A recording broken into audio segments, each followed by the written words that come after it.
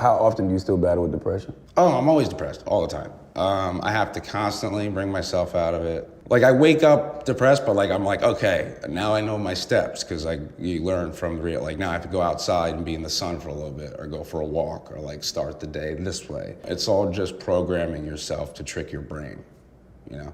Were you ever suicidal? Yeah, all the time. But I can't, because I got a mom and a sister and like a family. So like, I've always been suicidal, but I've never had like the balls, you know? Which I'm very lucky. Like for the first time, maybe like when I went away this time, I felt like I had maybe almost the balls, because it's starting to get like, you know, when you're not feeling good and you're going through all this stuff and there's like people at your house in Staten Island, it just like really drives you fucking crazy. But like, yeah, but like they're not as like constant as it used to be. Does your work not make you feel better?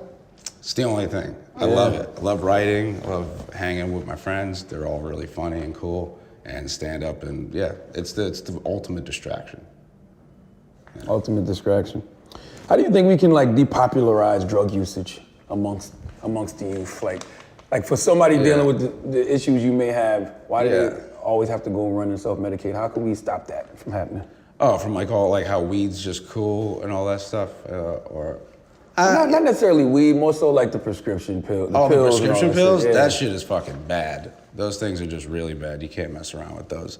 I don't know, man. I know rappers have a heavy influence. I think like anybody with a voice just being like, hey, that shit is not cool. Mm-hmm. Like I can't personally like say don't take them because I have anxiety. I take Klonopin on flights and shit, but like don't abuse stuff, and like it's just not, it's not fun. You should just smoke weed.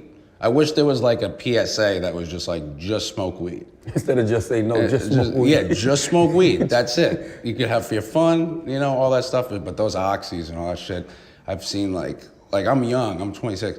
There was some kids in there that were like in rehab, like 18, 19, that look like 40 from that shit. That's just no joke. And I mean, you see all of these rappers, you know, overdosing. It's horrible. They're all like 20 years old. It's fucking terrible. I think, I wish like that would be enough of an example, but like, I guess, you know, I don't know. People do what they want. How was that when you was dating Ariana and, you know, Mac passed away? Yeah. And she was like openly grieving Yeah. Mac in a real way, like, oh, that's the love of my life, my soulmate. How did that affect you? I totally got it, because we were only together for a few months. She'd even tell you this. Like, I was like, listen, I was like, I get it, do whatever you gotta do, I'll be here. I literally said, like, I think I said I'll be here until, like, you don't want me to be here. Like, I pretty much knew it was around over after that. That was really horrible. And I can't imagine what that shit is like. Like, that shit is just terrible.